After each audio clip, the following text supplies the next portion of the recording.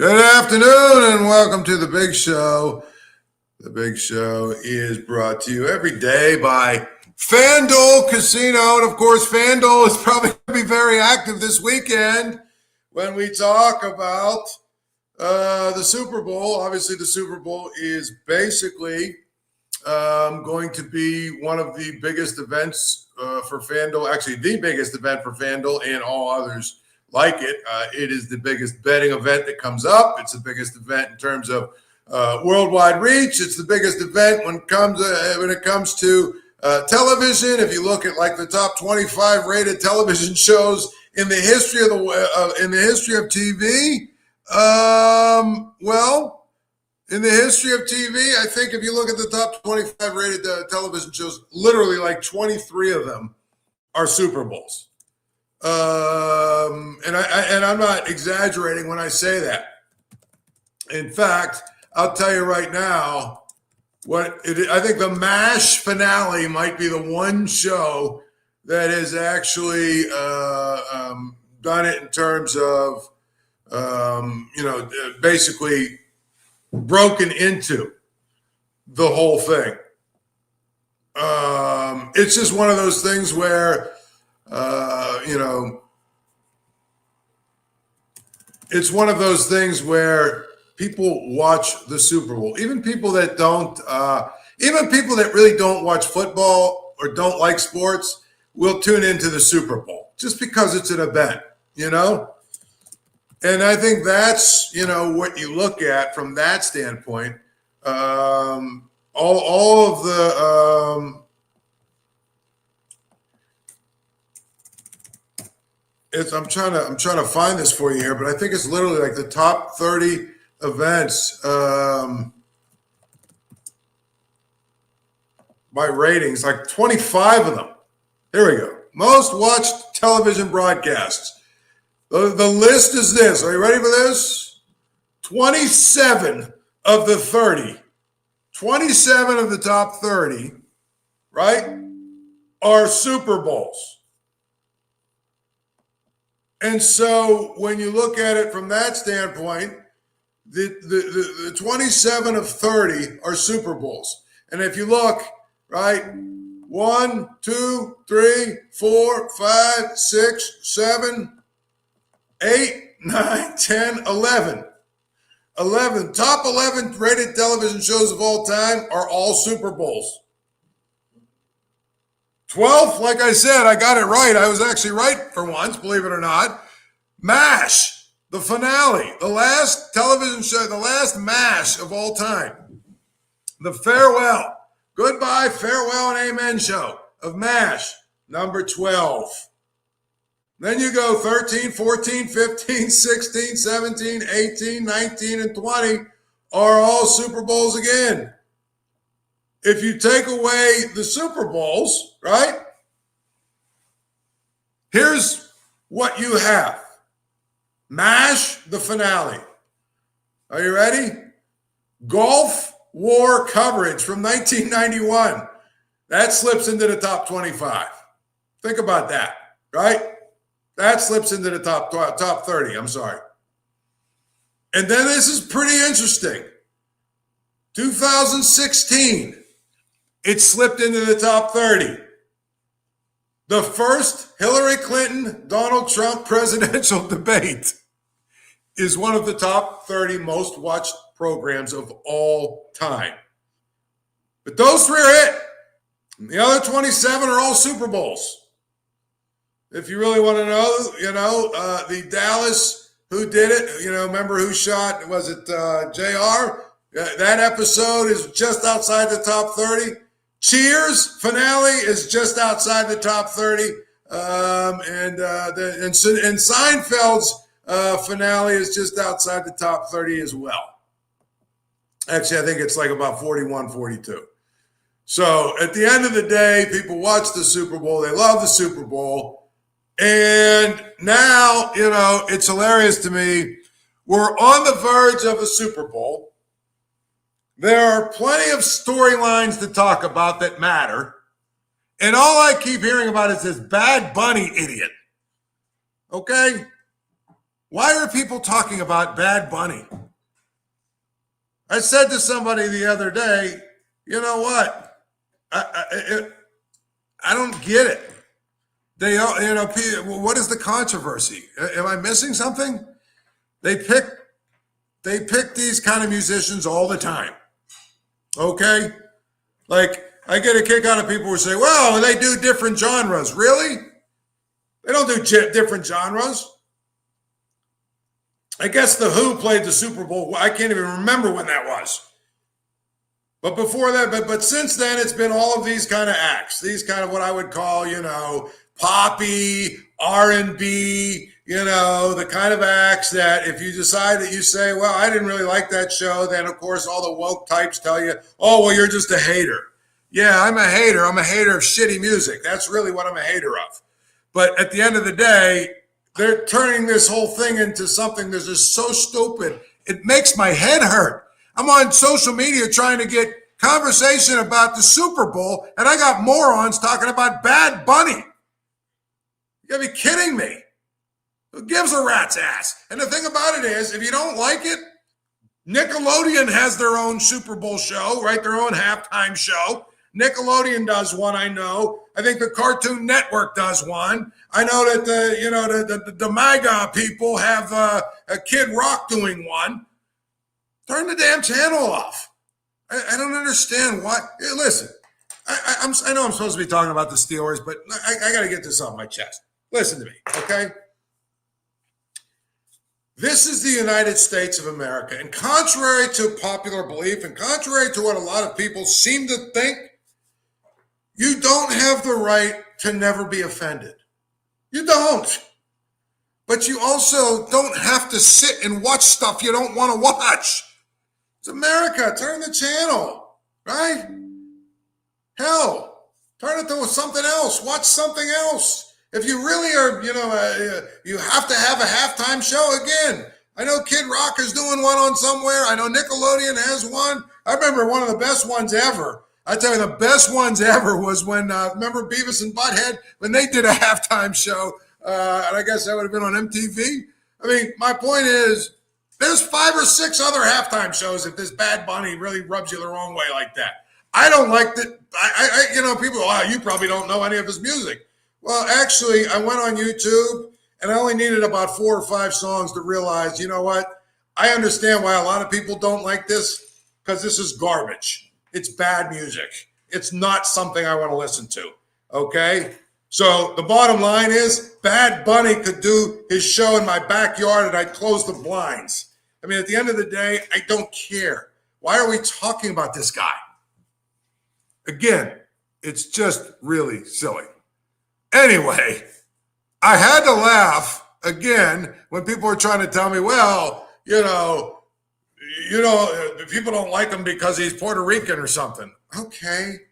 Look, there's a lot of really good, Dominican and, Hispanic artists that we all love.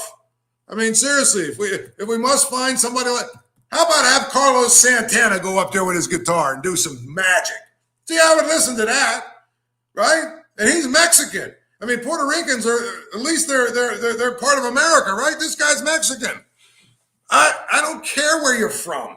And I think most people don't care where you're from. What are we talking about? What are we talking about? I don't even get it. Bad Bunny. Give me a break. If you like him, great. If you don't, great. If you don't care, great. If you do, great. But here's what I don't want, right? If someone says, I hated that performance, I don't want to hear about xenophobia and racism and, you're just anti-LBGGTPP plus or whatever the hell it is. You're just that. No, I just hate shitty music, period. How about that? Anyway, now that I got that off my chest, I can talk a little bit more intelligently about the Super Bowl. So let's talk about the Super Bowl. I look at this matchup and I say this, okay? I think Seattle is much better. That being said, I don't necessarily think that means that the Patriots can't win. But when I watch Seattle play, the thing that is just really strikes me, right, is if Sam, and it's a big if Sam Darnold protects the football, okay, that team is almost unbeatable. They are really good at just about every layer. Got a really good offensive line. Their running backs are really good. Their receiving core is good. It's not great, but it's not horrible either. Their defense is sick. They fly around the field. They got guys at every level that just make play after play after play after play after play. They fly around and hit. They knock people around. They are as good as advertiser, as good as any defense I've seen in a long, long time. They are. They are as good as anybody I've seen on defense in a long time. And I feel like when you watch them play, they get to the ball. They get to the ball a lot. And so I look at Drake May. I mean, obviously Sam Darnold and Drake May. I think Drake May is insanely talented kid. I mean, he's got every pass. He can make every throw. He can throw it, to the hash on from one side to the hash on the other. He can make the throw downfield. I think his underneath throws, he needs to take a little bit of the mustard off of it because he throws fastballs at his guys, but they catch him. I think he's got good receivers. But one thing about Drake May that worries me in a game like this is that Drake May, is a guy who's so talented, he tries to make plays that might not be there to be made. He tries to jam some balls in where, the window's tight. He tries to make some hero plays. And if he does that against this defense, it could be a really long night for the Patriots. This defense is the kind of defense that's going to come get him.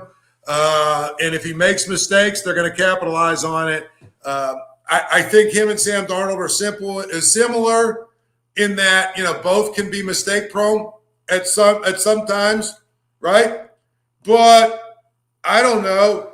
It's incredible to me when I look at it and I say, this is a guy, and I'm talking about, this is a guy who probably is going to be in a case where Darnold is probably going to be less mistake prone in this game than Drake May.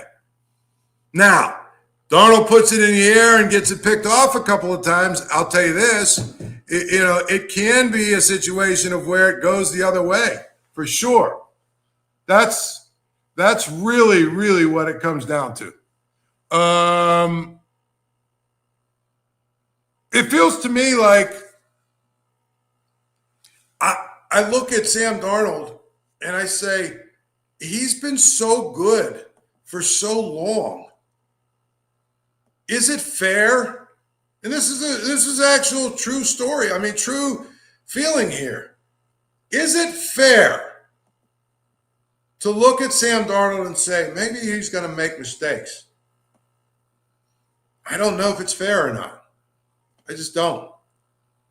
Because I think when you look at him, you say he's played really, really well for a long stretch of games now.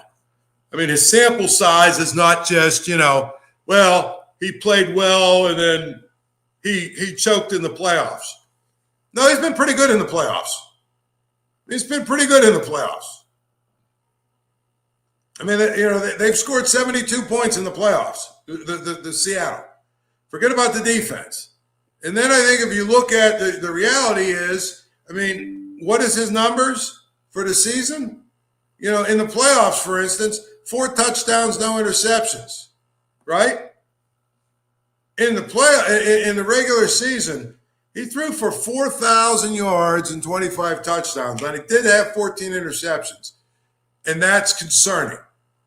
But at the end of the day, his passer rating is 92, completion percentage 68. He threw for 4,000 yards, 25 touchdowns. I mean, if you look at it, he's one of those guys where, he's been very consistent in what he's done.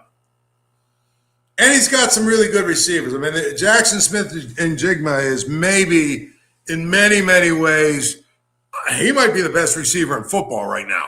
honestly. Cooper Kupp is old, but he's still Cooper Kupp. And then out of the backfield, Kenneth Walker is really good too. So to me, I look at, what they have, and, obviously running the football is something they like to do and they want to try and do. Between Walker and Charbonneau, they had, 1,700 yards and 17 touchdowns. Here's the other thing I would tell you. Those two guys, which tells me maybe, just maybe, okay, I look at this and say, if you're looking for a prop bet on Sunday, how about one of the two? How about a fumble from Walker or Charbonneau? That's usually what happens. Two guys that have not fumbled once this entire year. But I don't know. It's just kind of one of those things I just throw out there. But again, I feel like it's going to be really important for New England to get off to a good start. Because this is the kind of game with Seattle and the way they play defense. And again, New England's defense is pretty good too. Don't get me wrong. New England's defense is pretty good too. But what I mean is, with the way that Seattle plays defense, if they get a lead, they're the kind of defense where now the field starts to feel like it's leaning one way or the other. And I honestly believe that it is going to be really difficult for New England to play from behind in this game. I just don't think that they're going to be able to do that. I think they're going to struggle. And so I feel like that's where we're at with that. But to me, it comes down to a really, really, really important and big first quarter for the Patriots. Drake May can't come out and be all jumpy and, everything else. I mean, he's got to come out poised and make some plays, period. That's what he really needs to do. So, I look at it and I just basically say, it's good to see what is, going to materialize. But I kind of like Seattle to win this game. I don't know that I think it's going to be a blowout, but if it's going to be a blowout, it'll be Seattle by a lot. It will be. Just because I think that's the dynamics of the game. Now, coming closer to home with the Steelers, Ben Roethlisberger on his podcast, which, again, you can say whatever you want to say about Ben, and there's a lot you can say about Ben. Trust me. But on his podcast, Ben Roethlisberger was talking this week about the fact that one of the things that maybe he thought Mike Tomlin was too easy on young players. That he basically said, that he was a little too lenient on the young talent. And that young players were allowed to get away with some stuff that he thought basically they shouldn't have. He didn't mention George Pickens, but obviously that's a pretty important thing. George Pickens would be a guy. Antonio Brown, when he started turning into a psycho, he was an older player by then. He wasn't a rookie. He was into his second contract, and he was one of the team stars. Most of the guys that I can think of, but this is just Ben being Ben, And he basically, this was his way of saying, well, maybe the reason that Mike Tomlin didn't go to where he needed to get to or didn't do what he needed to do or whatever is because he just wasn't. It's like planting the seed, right, for people. This is all he's doing. This is what Ben loves to do.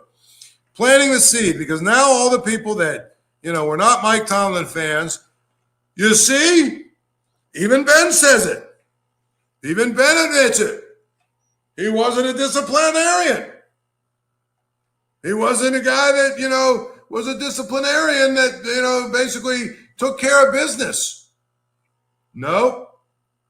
He was a guy who basically, in so many ways, did things his own way. And when Ben played for him, they all loved him.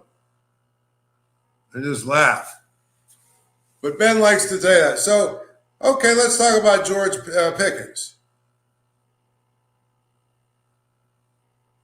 I mean, it's one of these things where you look at George Pickens, and he obviously was a guy they drafted. They knew they were going to have some issues with him. But I don't know that, it's that easy. I think Mike Tomlin is a guy who probably figured it out that it's not that easy to discipline guys anymore. All these guys are worth millions. All these guys, this idea, back to Chuck Noll wouldn't have put up with that. Well, I'll give you the greatest example of how all of that stuff is way overblown. Because that was the other thing that Ben Roethlisberger was talking about, how Bill Cowher, he had rules about punctuality. He had rules about, strict rules about when you had to be in the building and what you could do and how you had to act and all that. He had rules. Tomlin had no rules. Or he was too lenient or whatever. It's just ridiculous. I'll give you the greatest story that I've ever heard that explains to you how, everybody's treated the same, but some are treated different, or whatever that saying is. Everybody's got the same rules, but some of them have, some are, applied differently, whatever. If you think in the history of the NFL, who the greatest or biggest disciplinarians there possibly could be, right? Hard ass, hard nosed, old school coaches out there. Where would Bill Parcells and Bill Belichick rank? They probably are in the top 5, right? In terms of guys that were, hard edged, tough guy, in the face of their player, that whole thing. Okay? So I was listening to a podcast with Bill Belichick, and he was like, okay, so we get on a road trip every time. He was the defensive coordinator for Bill Parcells. They're on a road trip every time, and when they have a road trip, they would have at the hotel the night before an offensive meeting and a defensive meeting. And they would all come in, right? And people would walk in and say the meeting was at 7 o'clock. The offense was on one side of the ballroom and the defense on the other side of the ballroom. And invariably, the meeting would start at 7, right? Bill Belichick would start the meeting. 7, 8, 9 minutes later, who comes walking in? Lawrence Taylor. Now he's late for the meeting. And it happened multiple times, like all the time. So Bill Belichick said, I'd go to Bill Parcells and I'd say, Bill, listen, just so you know, just for your knowledge, LT was late for the meeting tonight. He was late for the meeting again tonight. And Bill Parcells would look at him and say, well, that's on you. Why would you start the meeting before he arrived? In other words, come on, man. There's rules for guys that are superstars, and we know that. It's how it works. I mean, it doesn't matter how much of a disciplinarian you are. It doesn't matter how. So this idea that Bill Cowher, was stricter and tougher than Mike Tomlin, maybe. But if you listen to talk to some people that played for Bill Cowher, they'll tell you, guess what? Certain guys got away with certain things, and there was always different rules for different guys. And there were certain guys that came in that were young that Bill Cowher, might have been one way in the early 90s, but by the time he, was getting ready to retire, he was completely different. And think about it. Bill Cowher dealt with Ben Roethlisberger when he was a rookie. And listen, Ben was a ding-a-ling. I guarantee it, Ben had his own rules and did whatever the hell he wanted to do. Ben was marching to his own drummer. Ben could do whatever he wanted to do. That was under Bill Cowher his first couple of years. There was times when Cowher would try and step in a little bit, and Big Ben would be like, basically, what are you going to do, bench me? And therein lies the problem. You got to win. You got to win. Period. And these guys all know it. You got to win. And if you don't, you get fired. And that's where I would tell you it comes down to, in my mind, it just is kind of ridiculous.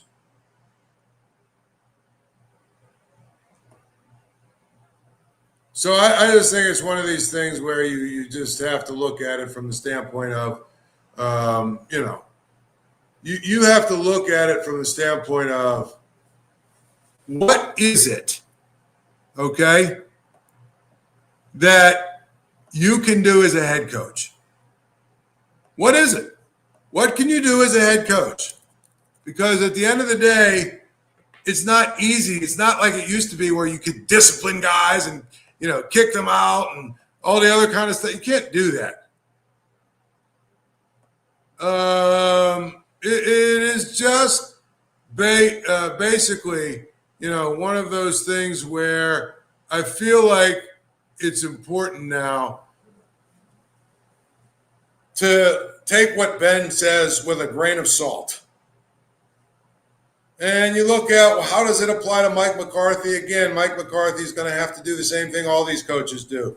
You have to play the game a little bit with these guys. You have to go and make sure that you appease them. You have to go and make sure that you don't offend them. And that's really what it is when it comes to this idea that, somehow Mike McCarthy is going to have to, find a way to reel in some of the young guys on this team.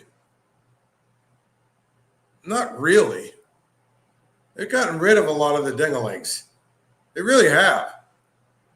It's a matter of who are you going to draft, number one. Who are you going to bring into your organization, number two. And who are you going to basically entrust leadership positions to? See, if there's a problem with younger players and they're acting the fool, I would tell you that that's probably more of an issue with leadership than it is with coaching. Because the idea that coaches can be hard asses anymore, it just doesn't work like that. It doesn't work like that. Jimmy Johnson got away with it. That was probably the last era where you could get away with being that kind of a head coach where, you know what, if you don't, it's my way or the highway. If you don't like it, I'm going to cut you. If you don't like it, I'm going to bench you. If you don't like it, I'm going to, take away this or take away that. It doesn't work that way. Period. That's the thing that, again, it's why I don't buy it when people say, oh, well, Bill Cowher did this. He was a guy that was a disciplinarian, and Mike Tomlin, the inmates are running the asylum. I just think that, honestly, it's hard. And Mike Tomlin, what he always was trying to do is meet these guys where they were at. Period. Just meet them where they're at. And figure out how to get the most out of them. But as far as like benching people and all this other stuff, come on, man. It ain't that easy. Do I think that Mike Tomlin could have been a little tougher on George Pickens? Probably. But by the same token, he knows that he might have lost George Pickens and might not have got anything out of him. So it's tough. It really is. To me, that's the reality of it. When I look at it, that's the reality of it. But remember, Bill Belichick, Bill Parcells, two of the biggest hard asses ever. Lawrence Taylor shows up late for a meeting. Bill Belichick tells Bill Parcells, hey, he's late for the meeting. Bill Parcells says, well, that's on you. Why didn't you wait till he got there to start the meeting? It's how it is. You're a star. They have a completely different set of roles for you. And that's just reality. And they also, if you're a star, and nowadays in this day and age, you've got to, if you're a coach, you've got to put up with a lot of nonsense, and you always will, period. Anyway, let's talk about the Super Bowl real quick again. I told you I kind of thought Seattle was going to win. Kind of felt like they had a better team. Kind of feel like they probably their defense is going to be the difference between winning and losing. So I guess I got to stick with that, right? So my prediction will be this. I like Seattle 34, the Patriots 13. That's the way I see it. That would also make it over. Bet accordingly. Anyway, we will talk to you next week. Bye-bye. Let's try this again. We will talk to you next week. Bye-bye. There it is. Thank you for checking out this content from Post-Gazette Sports. If you watch this video on YouTube, please like the video and subscribe to our channel. For all of the sports coverage the Post-Gazette has to offer, visit post-gazette.com.